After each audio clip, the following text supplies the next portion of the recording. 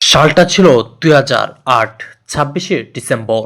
ইন্দোনেশিয়ার সুমাত্রা দ্বীপের উপকূলে সমুদ্রগর্ভে সংঘটিত ভূমিকম্প যে সুনামির অবতারণা ঘটায় তাতে ২,৩০,০০০ মানুষ প্রাণ হারায়।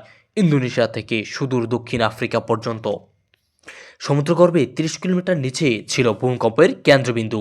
৯ দশমিক থেকে ৯.৩ শক্তির জোরালো ভূমিকম্প। শুধু তাই নয়, ভূমিকম্প চলে প্রায় ৮-১০ মিনিট ধরে, যা কিনা একটা রেকর্ড। সারা ভূগোলকণ নাকি ১ সেন্টিমিটার কেঁপে যায়। বিজ্ঞানীরা এই ভূমিকম্পের নাম দিয়েছেন সুমাত্রা আন্দামান ভূমিকম্প। ভূমিকম্প থেকে সৃষ্ট সুনামি বিশ্বের ১৪টি দেশ প্রায় ২,৩০,০০০ মানুষের মৃত্যু ঘটায়। সুনামির জলোচ্ছ্বাস কোথাও কোথাও ৩০ মিটার অবধি উঁচু হয়ে ভেলাভূমিতে আছড়ে পড়ে, বাড়িঘর ধ্বংস হয়ে মানুষজন ভাসিয়ে নিয়ে যায়। ভূমিকম্পের পর সুনামি আসতে বেশ কয়েক ঘন্টা সময় লাগতেও সমুদ্রের অধিকাংশ মানুষই সমূহ এবং আসন্ন বিপদটি উপলব্ধি করতে পারেননি, কেননা তখন ভারত মহাসাগরে কোনো ধরনের সুনামি সতর্কতা প্রণালী ছিল না। ২০০৪ সালে সুনামির পর সেই সতর্কবার্তা প্রণালী স্থাপন করা হয়। ২০০৬ সাল থেকেই এই প্রণালী সক্রিয় এবং ভারত মহাসাগরে ২০১২ সালের ভূমিকম্পর পর এই সতর্কতা প্রণালী ও কার্যকারিতা প্রমাণ করেছে।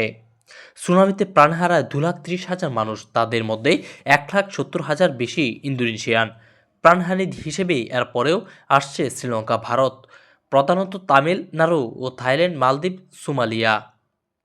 ২০০৪ সালে সুনামির পর সারা বিশ্ব থেকে সাহায্য আসে প্রায় ১৪০০ কোটি ডলার, বিশেষ করে পুনর্নির্মাণের জন্য। কিন্তু যে হাজার হাজার প্রকল্প শুরু করা হয় তার সবকটি ভেঙে যায়। অক্সফোর্ড ইউনিকর্ন প্রজেক্টের ম্যানেজমেন্ট ইন্দোনেশিয়া এই কোম্পানিগুলো তাদের সহযোগিতার জন্য এগিয়ে আসে। গত পরশু ইন্দোনেশিয়া সহ থাইল্যান্ড, ভারত ও শ্রীলঙ্কার সুনামি সতর্কবার্তা জারি করা হয়েছিল। ভূমিকম্প অনুভূত হয়েছে বাংলাদেশেও। বিরাট ধরনের ভূমিকম্প সুনামি যদি আবারও আঘাত হানে, সেক্ষেত্রে বাংলাদেশের অবস্থা কী হবে? ২০০৪ সালে ২৬শে ডিসেম্বর এ দিনের আছে উপকূলে একটি ৯.১৫ মাত্রায় ভূমিকম্প আঘাত হানে। তারপরও ধীরে ধীরে সেই ভূমিকম্প থেকে সৃষ্টি সুনামি ছড়িয়ে পড়ে গোটা দক্ষিণ এশিয়া, পূর্ব এশিয়ার দিকে। আতঙ্কে আরেক নাম সুনামি। মনে আছে ২০০৪ সালে এশিয়ান সুনামির কথা?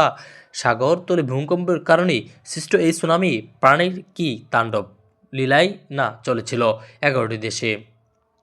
চলুন আমরা সেই বিষয়ে আর একটা বিস্তারিত ভিডিও দেখব। ভিডিওটি দেখার আগে অবশ্যই চ্যানেলটি সাবস্ক্রাইব করবে, লাইক কমেন্ট করতে ভুলবেন না।